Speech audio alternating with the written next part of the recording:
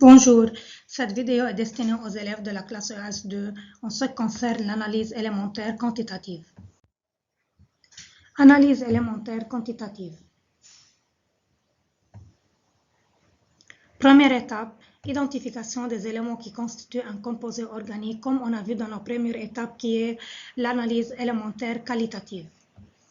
Deuxième étape, détermination des quantités relatives de chaque élément dans le composé organique au moyen d'une analyse élémentaire quantitative, comme on va voir dans cette étude ou bien dans cette partie. Principe de l'analyse élémentaire quantitative. L'analyse quantitative consiste à déterminer la composition massique, c'est-à-dire le pourcentage en masse des éléments qui constituent le composé organique. Soit un échantillon de 100 grammes, le pourcentage massique d'un élément est égal à la masse en grammes de cet élément.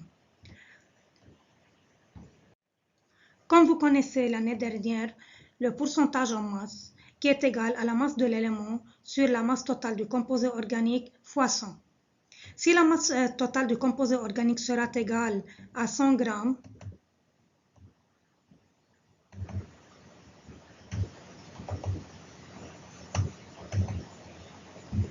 donc 100 grammes de la masse organique simplifié par 100 ici, alors la masse, le pourcentage en masse sera égal à la masse de l'élément. Et par suite, par exemple, pourcentage C égale masse C, pourcentage H égale masse H, pourcentage O égale masse O.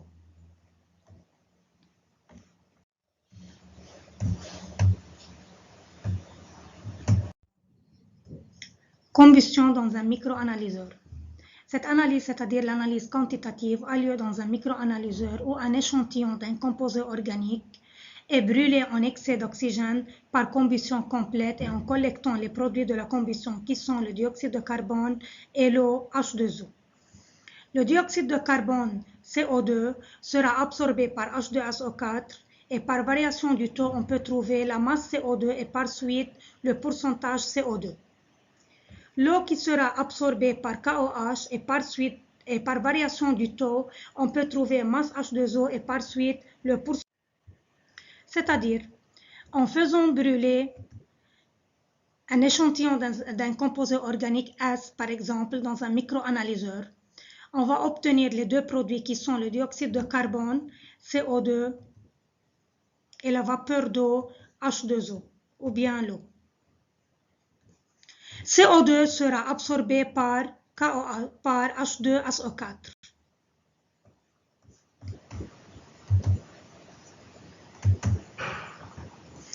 Et par variation du taux, on peut trouver la masse du CO2 et par suite le pourcentage du CO2. D'autre part, l'eau qui sera absorbée par KOH, comme montre dans la figure ici, on peut alors, et par variation du taux, on peut alors trouver la masse H2O et par suite le pourcentage H2O.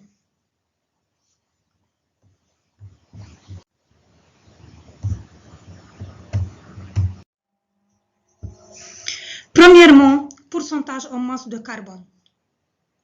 La combustion complète de carbone présente dans le composé organique est donnée par l'équation C plus O2 donne CO2. C'est-à-dire, l'élément carbone qui se trouve dans le composé organique est converti complètement en CO2.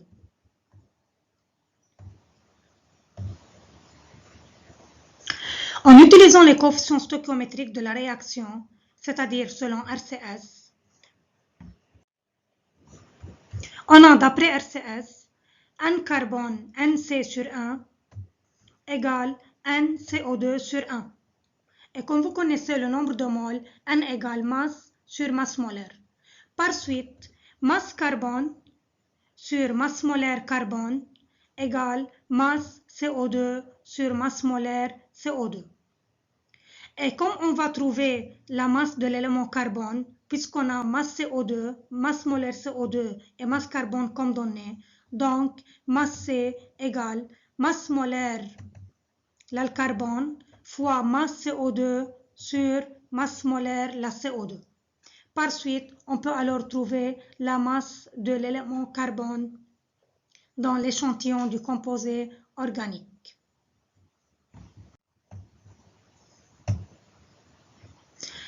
Et comme on a trouvé la masse de l'élément dans le composé organique, alors en appliquant la règle du pourcentage en masse, alors on a pourcentage C égale masse C sur masse totale fois 100. Avec masse totale, c'est la masse d'échantillon du composé organique. Deuxièmement, pourcentage en masse d'hydrogène. D'une manière similaire, comme on a fait pour l'atome de carbone ou bien l'élément carbone, on va faire pour l'hydrogène. La combustion complète de l'hydrogène, H2 plus N2O2 donne H2O. En utilisant les coefficients stoichiométriques de la réaction, c'est-à-dire d'après RCR, on a N hydrogène sur 1 égale NH2O sur 1. Par suite, masse hydrogène H2 sur masse molaire H2 égale masse H2O sur masse molaire H2O. Moyenne B moyenne extrême fois extrême, donc on aura masse hydrogène égale masse molaire hydrogène fois masse H2O sur masse molaire H2O. Et comme on a trouvé la masse d'hydrogène ou bien de l'élément hydrogène, alors on peut trouver son pourcentage en masse selon la règle pourcentage H égale masse H sur masse totale fois 100. Et comme on a dit, la masse totale, c'est la masse du composé organique ou bien de l'échantillon du composé organique.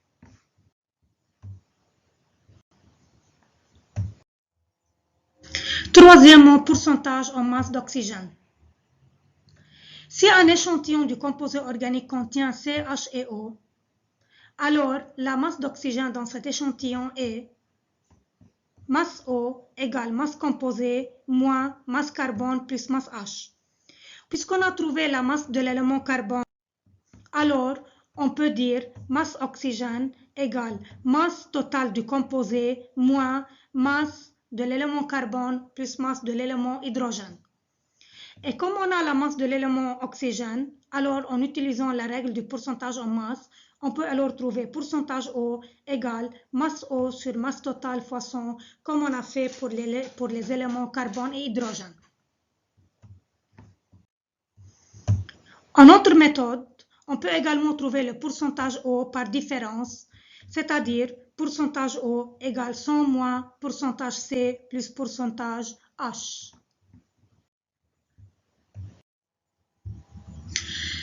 Analyse quantitative, on va continuer à étudier cette partie de l'analyse élémentaire quantitative et on va savoir comment on utilise la formule empirique pour trouver la formule du composé organique. On va tout d'abord savoir qu'est-ce que la formule empirique. La formule empirique d'un composé organique contenant les éléments CH et O est donnée sous la forme CX, HY, OZN où X, Y et Z et N sont des entiers. CX, HY, OZN, c'est-à-dire en termes de N, représente la formule empirique du composé organique. Qu'est-ce que ça veut dire la formule empirique du composé organique? Elle représente le petit nombre relatif d'atomes ou moles d'atomes des éléments CH et O dans le composé organique. C'est-à-dire la formule empirique, c'est la formule la plus simple du composé organique en termes de N. La formule empirique vous indique le rapport d'éléments le plus simple ou le plus réduit dans un composé en termes de N, c'est-à-dire le plus petit nombre relatif de moles d'atomes des éléments. Et on va voir des exemples pour mieux comprendre qu'est-ce que la formule empirique. Tandis que la formule moléculaire vous indique le nombre d'atomes de chaque élément dans un composé, c'est-à-dire le nombre actuel ou bien le nombre réel de moles d'atomes des éléments.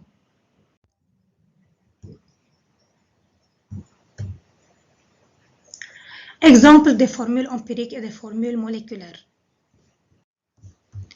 Premier exemple, le glucose. Comme vous observez, le glucose a comme formule empirique CH2O6, c'est-à-dire à la multiple de 6 ou bien en termes de 6. Ce qu'on appelle la formule la plus simple du glucose en termes de 6. Tandis que la formule moléculaire du glucose, qui représente le nombre d'atomes de chaque élément dans le composé organique, sera C6H12O6. Car si on multiplie 6 par le nombre d'atomes de chaque élément dans la formule empirique, alors on va obtenir C6H12O6. Un autre exemple pour la caféine. La caféine a une formule empirique C4H5ON2 à la multiple de 2 ou bien en termes de 2. Tandis que sa formule moléculaire sera C8H10O2N4. L'éthanol a une formule empirique la plus simple qui est C2H6O à la multiple de 1 ou bien en termes de 1 et par suite, comme les nombres seront multipliés par 1, alors on va avoir la même formule moléculaire que la formule empirique de l'éthanol qui est C2H6O avec N peut être plus grand ou égal à 1.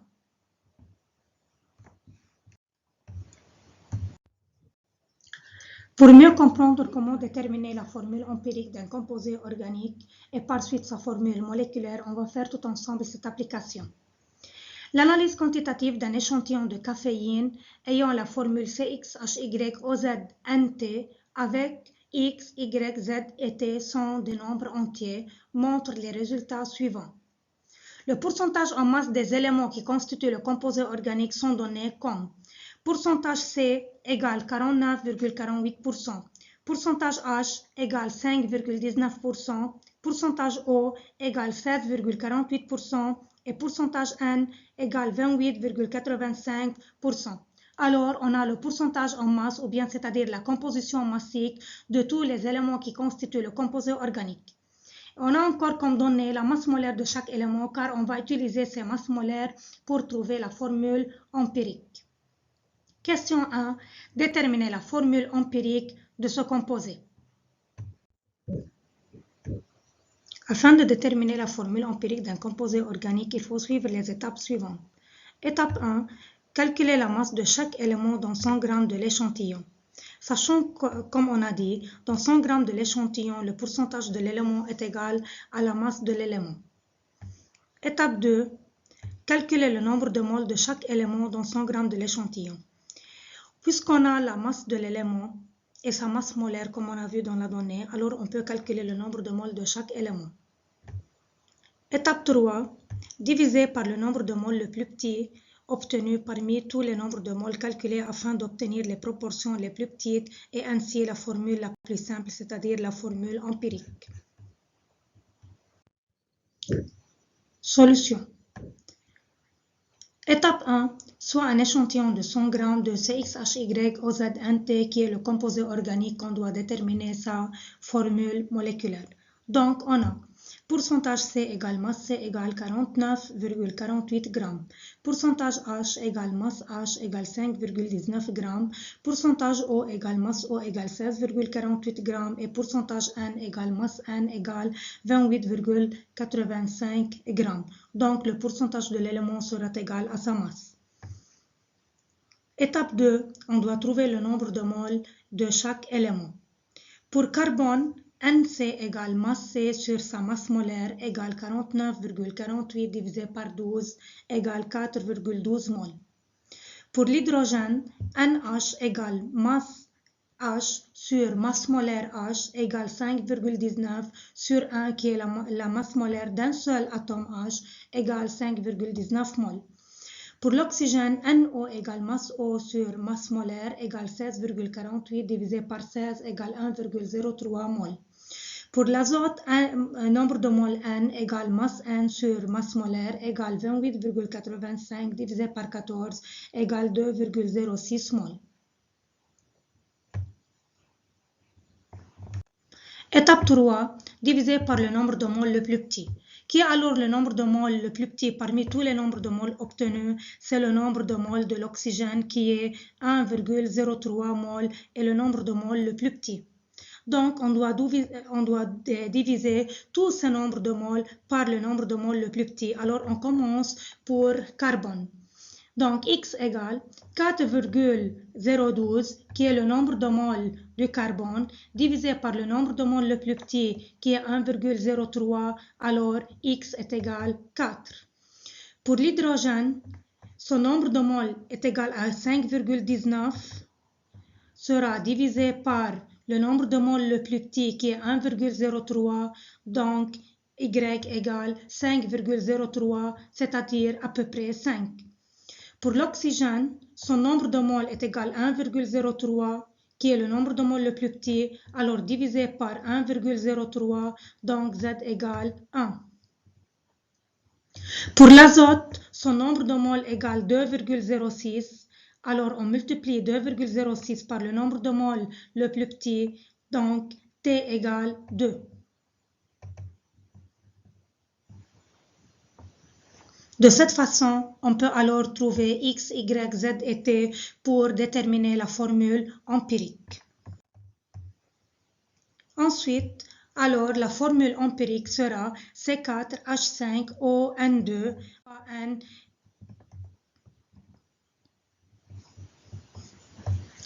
qu'on doit déterminer pour alors trouver la formule moléculaire. Alors, la formule empirique de la caféine sera sous la forme C4H5ON2 en termes de N.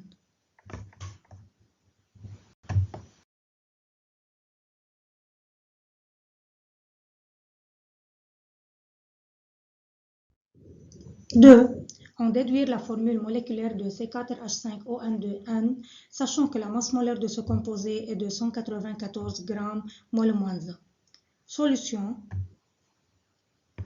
égale 4 fois 12, avec 4 est le nombre d'atomes de carbone, fois 12 qui est sa masse molaire, plus 5 fois 1, avec 5 est le nombre d'atomes d'hydrogène, fois 1 qui est sa masse molaire, plus 1 fois 16, avec 1 est le nombre d'atomes d'oxygène dans la molécule ou bien dans la formule empirique, plus 2 fois 14, avec 2 est le nombre d'atomes d'azote dans la formule empirique, fois 14 qui est égal à sa masse molaire, multiplié par N, où N est le nombre à déterminer qui est un nombre entier. Sachant que la masse molaire est égale à 194 grammes mol moins 1, comme c'est donné en haut dans la question, on remplace alors la masse molaire par sa valeur qui est égale à la somme 97 N. Donc, alors N égale 194 divisé par 97 est égal à 2. Par cette à quoi est égale la valeur de N. Et par suite, on remplace N par sa valeur dans la formule moléculaire, alors C4H5ON2 en termes de N sera égal à C8H10O2N4. Analyse quantitative. Comment peut-on trouver la formule moléculaire d'un composé organique sans formule empirique, c'est-à-dire en utilisant le rapport systématique? Soit un composé organique de formule générale CXHYOZ, alors en appliquant la formule ou bien le rapport systématique, on peut alors dire masse molaire du composé sur 100% égale X fois masse molaire du carbone sur pourcentage C égale Y fois masse molaire H sur pourcentage H égale Z fois masse molaire O sur pourcentage O. Donc le rapport systématique sera masse molaire du composé sur 100% égale 12X sur pourcentage C égale Y sur pourcentage H égale 16Z sur pourcentage O. Et si on a la masse molaire du composé organique et on a la composition massique de tous les éléments, alors on peut trouver X, Y et Z. Remarque.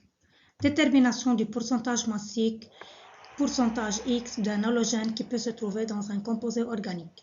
Si un composé organique contient un halogène X, on peut déterminer le pourcentage en masse, pourcentage X, qui peut être Cl, Br ou I à partir de la masse du précipité formé AgX. Premièrement, à partir de l'équation qui a lieu dans le processus de minéralisation et en ajoutant la solution de nitrate d'argent, on a Ag++ plus X- donne Agx qui est le précipité formé. D'après RCS de cette réaction, on a Nx- est égal à NAgx. Comme X est un halogène, alors il a la tendance à gagner un électron pour donner X- selon l'équation suivante, X plus un électron donne X-. Et selon RCS de cette équation, on a Nx- est égal à Nx. Et par suite, Nx- égale NAgx et Nx- égale Nx. Et par suite, Nx égale NAgx. Et alors, masse X sur masse molaire X égale masse Agx sur masse molaire Agx. Et par suite, à partir du précipité formé, on peut alors trouver la masse de l'halogène X. Bien sûr, en appliquant le produit en courroie. Et ensuite, comme on a la masse de l'halogène X, on peut alors trouver son pourcentage en masse en appliquant la règle pourcentage X égale masse X sur masse composée organique fois 100.